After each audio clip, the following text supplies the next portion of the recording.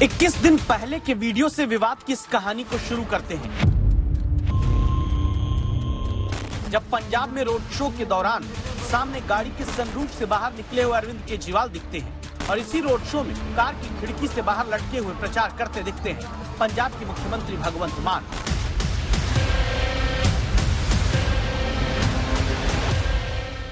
संगरूर में road show के दौरान इसी वीडियो के आधार पर विपक्षी दलों ने सवाल उठाना शुरू किया था। कांग्रेस तब पूछ रही थी क्या पंजाब के असली मुख्यमंत्री के आने पर भगवंत मान ने कुर्सी बदल ली।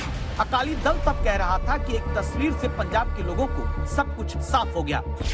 बीजेपी तब कह रही थी कि देखिए अरविंद केजरीवाल ने भगवंत मान को लटका दिया। मैं भगवंत मान ईश्वर की सौं चुकता हां। सरकार पंजाब में आपकी, मुख्यमंत्री भगवंत मान बने, फिर भी सवाल तो भगवंत मान को पंजाब का मुख्यमंत्री घोषित करने के बाद से ही चुनाव से पहले उठते आ रहे हैं।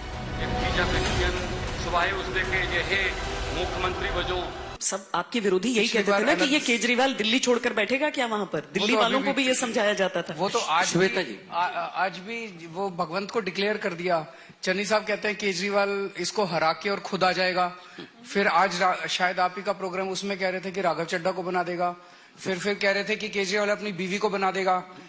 आजकल वो बहुत ज्यादा राघव चड्ढा यहीं पे बैठे हुए डिप्टी सीएम बनेंगे क्या? कौन?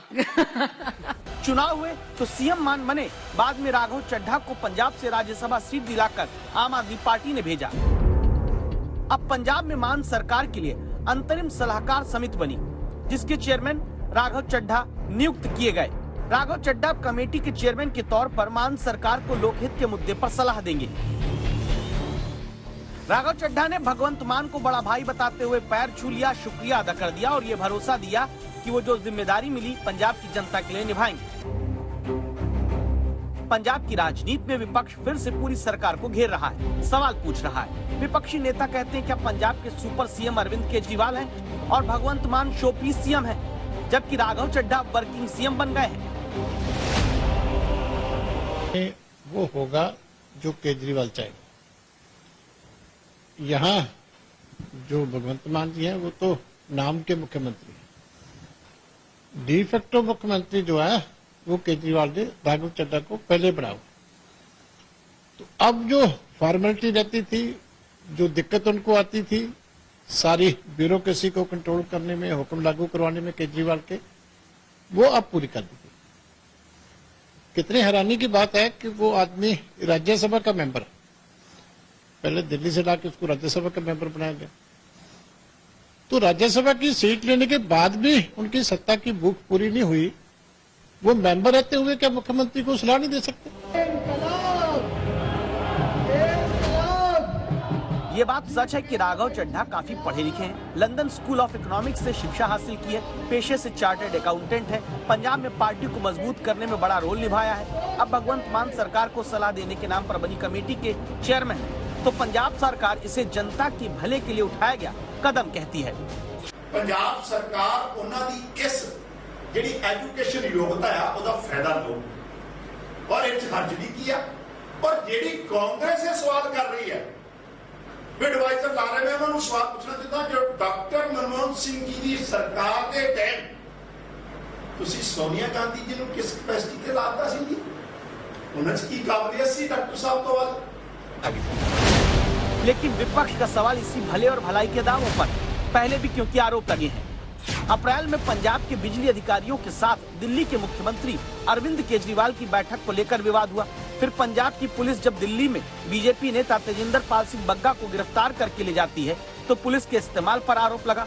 अब राघव चड्ढा को सरकार की सलाहकार कमेटी का चेयरमैन बनाने पर पंजाब सरकार के रिमोट कंट्रोल से चलने के राजनीतिक आरोप लग रहे हैं।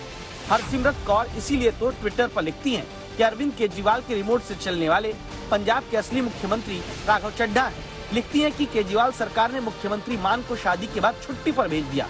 कांग्रेस के प्रगट सिंह ने लिखा कि पंजाब के सूबेदार राघव चड्ढा ने टेक ओवर कर लिया। विपक्ष का सवाल भी है कि अगर सलाह ही देनी है तो क्या बिना सलाहकार कमेटी के चेयरमैन बने राघव चड्ढा सलाह नहीं दे सकते थे? कमेटी क्यों बनाई जाए? क्योंकि ब्यूरोक्रेसी को बनाने का एक कोई न कोई ढंग तरीका निकालना। जो सीधा जो हुक्म दिल्ली से आए सारा कुछ उनके हुक्म के मुताबिक जो है काम है।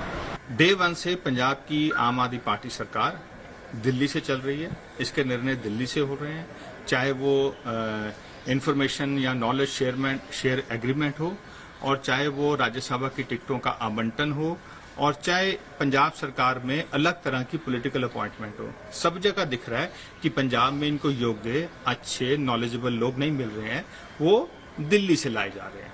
विपक्षी पार्टियों ने आम आदमी पार्टी की सरकार को कटघरे में खड़ा करते हुए इस नियुक्ति पर सवाल खड़ा किए हैं। वहीं आम आदमी पार्टी ने विपक्ष के आरोपों को राजनीति से प्रेरित बताया है और राघव चड्ढा की नियुक्ति को जस्टिफाई करने की कोशिश की है।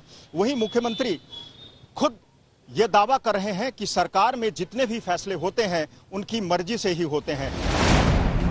आखिर सलाहकार समिति की जरूरत क्यों पड़ी? क्या इसलिए कि पंजाब में ऐतिहासिक जीत के बाद जो ग्राफ आम आदमी पार्टी का चढ़ा, वो भगवंत मान के मुख्यमंत्री बन जाने के बाद खाली हुई लोकसभा सीट संगरूर में हुए उपचुनाव में हार के बाद तेजी से नीचे गिरने की आशंका है? क्या इसीलिए सलाहकार राघव चड्ढा को बनाकर स्थिति संभालने की कोशिश हो रही है?